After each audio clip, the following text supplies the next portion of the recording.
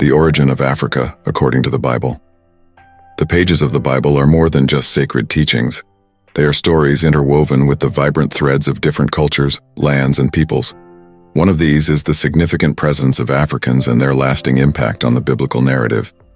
The African presence in the Bible spans from its earliest chapters to its concluding verses. Consider the land of Cush, often identified as a region in Africa south of Egypt, possibly modern-day Sudan mentioned in Genesis 2:13. Africans as descendants of Noah. Most of us know about Noah because of the great flood and the ark he built. However, an equally interesting part of his story is what happened after the floodwaters receded. The world was repopulated through his three sons, namely Shem, Ham, and Japheth. Let's focus on Ham. The Bible, in the book of Genesis, tells us about the descendants of each of Noah's sons. Speaking of Ham, Genesis 10:6 mentions, "The sons of Ham were Cush, Egypt, Phut, and Canaan." Now, if we look closely at these names, many biblical scholars believe that Cush refers to the region south of ancient Egypt, which include parts of modern-day Sudan. Egypt is pretty straightforward. It refers to the ancient and modern nation of Egypt in North Africa. Phut is believed to represent parts of North Africa, possibly the region of modern-day Libya. Canaan, while not directly associated with the heart of Africa, is located in the ancient Near East and is associated with modern-day Israel, Palestine, Lebanon, and parts of western Jordan and Syria. Now, Genesis 10:7 goes further to detail the descendants of Cush. The sons of Cush were Seba, Havilah, Sabta, Rama, and Sabteka. The sons of Rama was Sheba and Dedan. These names, like Seba and Havilah, are associated with regions or tribes in Africa. In essence, many African nations can trace their ancestry back to Noah through his son Ham. Isn't it fantastic to think about the interconnectedness of humanity? From a single family on an ark, the world was repopulated and vast. Rich and diverse continents came to be. The tales of Noah, Ham, and their descendants remind us that regardless of our backgrounds or where we come from, we all share a common thread in history. And in this case, for many Africans, that thread leads all the way back to an ark builder named Noah, Abraham in Egypt. Many generations passed since Adam and Eve's time in Eden. Among their descendants was Abraham, a man of unwavering faith. But life with its unpredictable twists brought severe famine to Canaan, forcing Abraham to seek sustenance in other lands. And there was a famine in the land, and Abraham went down into Egypt to sojourn there, for the famine was grievous in the land. Genesis 12:10. Egypt, an ancient African civilization, was a sign of hope during these desperate times. With its vast resources and the Nile's nourishing waters, it promised refuge. Yet this journey was not without its trials. Fearing for his safety due to his wife Sarah's beauty, Abraham asked her to pose as his sister. This act of deception led to a series of events that would further intertwine Abraham's destiny with that of the Egyptians. Genesis 12:11-20. Joseph from slavery to salvation. Another significant figure whose life became deeply intertwined with Egypt was Joseph, Abraham's great-grandson. His story is one of betrayal and redemption. Gifted with dreams that held prophetic insights, Joseph's talents were misunderstood, and out of jealousy, his brothers sold him into slavery. And they took him and cast him into the pit, and the pit was empty.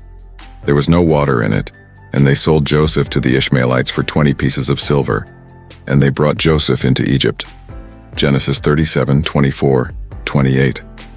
But the land that could have been Joseph's prison became his platform for greatness. In Egypt, despite facing false accusations and being thrown into prison, Joseph's ability to interpret dreams brought him before Pharaoh.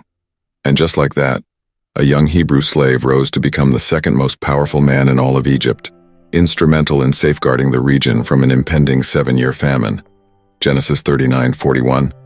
This bond between the scriptures and the African continent serves as a testament to the interconnectedness of all humanity. Moses and the Exodus. The story of Moses and the Exodus is a central narrative in the Bible. It showcases the liberation of the Israelites from the hands of their Egyptian oppressors and their journey to the Promised Land. Since Egypt is located in Africa, the story also provides an intriguing glimpse into the biblical representation of Africans. In the land of Egypt, the Israelites were numerous and prospering. Yet the Egyptian pharaoh, fearing their numbers, enslaved them. Fearing a possible uprising, he ordered that every newborn Hebrew boy be thrown into the Nile River. During this time, an Israelite woman bore a son, and to protect him, hid him for 3 months. Hebrews 11:23. Unable to hide him any longer, she crafted a basket, laid her baby inside, and placed it among the reeds by the bank of the Nile River. The Pharaoh's daughter discovered the child, felt compassion, and adopted him. She named him Moses, meaning I drew him out of the water. Exodus 2:10. While Moses was an Israelite by birth, he was raised in the Egyptian royal household, experiencing both the culture and privileges of African royalty. As Moses grew, God called him to be a leader and liberator of the Israelites. When Pharaoh refused to let the Israelites go, God sent a series of 10 plagues to Egypt. Finally, the weight of these plagues and the loss of his firstborn son compelled Pharaoh to release the Israelites. As the Israelites departed from Egypt, Pharaoh changed his mind and pursued them with his army. With the Red Sea ahead and the Egyptian army behind, the Israelites felt trapped. But God, through Moses, performed one of the most dramatic miracles in the Bible. Moses stretched out his hand over the sea and God divided it, creating a dry path. The Israelites crossed safely to the other side. When the Egyptians pursued them into the sea, the waters returned, drowning the entire Egyptian army. And the Lord saved Israel that day from the hand of the Egyptians, and Israel saw the Egyptians dead on the seashore. Exodus 14:30.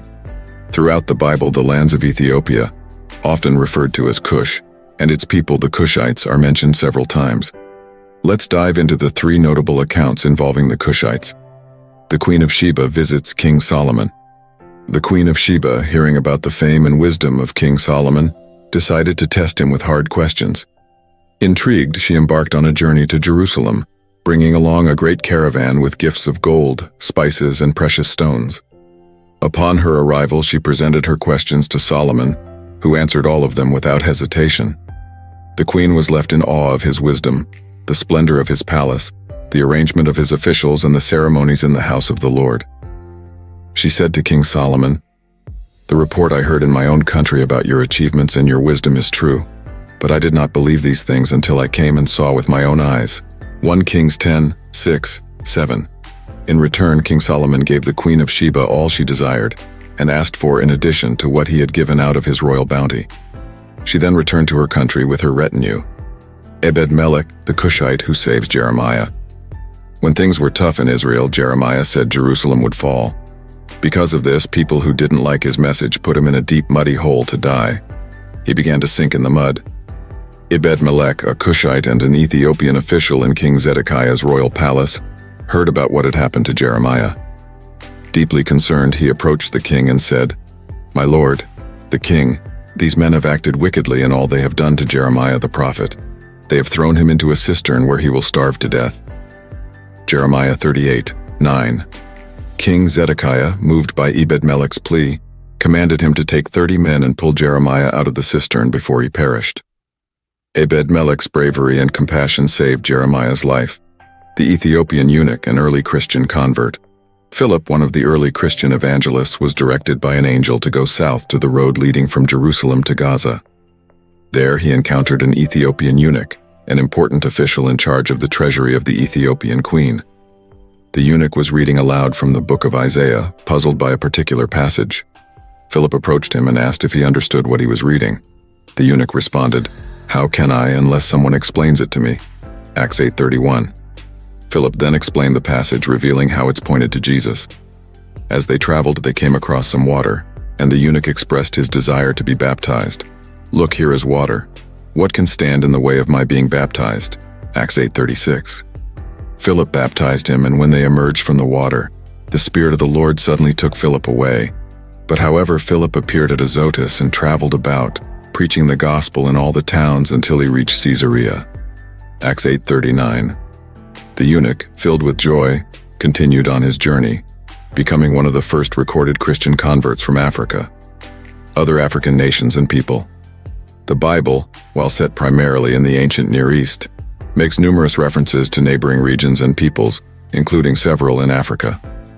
This vast continent has a rich history intertwined with biblical events. In the New Testament, there's a touching story about an African man named Simon. As Jesus was being led to his crucifixion, he was weakened from torture and struggled to carry the heavy wooden cross to Golgotha.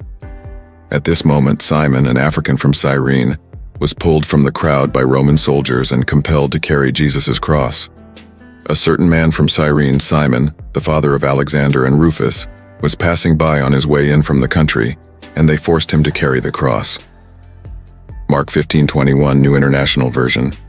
The mention of Simon's sons, Alexander and Rufus, suggests that they might have been known to the early Christian community. This brief but significant encounter portrays the universality of Jesus' message reaching across continents and cultures. Africa holds a notable place in the biblical narrative, from powerful nations like Libya to individual encounters like that of Simon of Cyrene. The Bible's African connections showcase the continent's integral role in the unfolding of God's story. Africa is a place of refuge. Throughout history, nations and continents have often served as havens for those in need of safety and refuge. Among such places, Africa, specifically Egypt, has a unique role within biblical narratives. It has at different times offered solace to key biblical figures. 1. Holy Family in Egypt. In the days following Jesus' birth, an angel appeared to Joseph in a dream, warning him of impending danger from King Herod, who sought to kill the newborn Messiah. When they had gone, an angel of the Lord appeared to Joseph in a dream.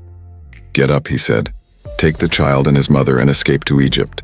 Stay there until I tell you, for Herod is going to search for the child to kill him." So he got up, took the child and his mother during the night, and left for Egypt, where he stayed until the death of Herod. And so was fulfilled what the Lord had said through the prophet, "Out of Egypt I called my son."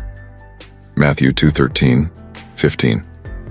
Joseph, Mary, and Jesus found refuge in Egypt, sheltered from Herod's murderous intent. In this narrative, Egypt becomes a place of sanctuary, shielding the Holy Family from danger and ensuring the survival of the young Jesus, a fulfillment of prophecy. Unlike the story of the Holy Family, where Egypt was a divine haven in Jeremiah's story, it was a destination chosen out of fear and disobedience to God's will. Despite the contrasting reasons for their journeys, both the Holy Family and Jeremiah found themselves in Africa during times of crisis. Egypt, as part of this great continent, played a pivotal role in their life stories.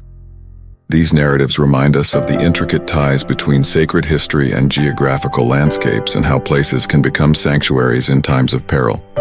Beyond these glimpses, Africans played essential roles in the formation and propagation of early Christianity. One vivid example is the Ethiopian eunuch, a high official under the Queen of the Ethiopians who encountered Philip the Evangelist.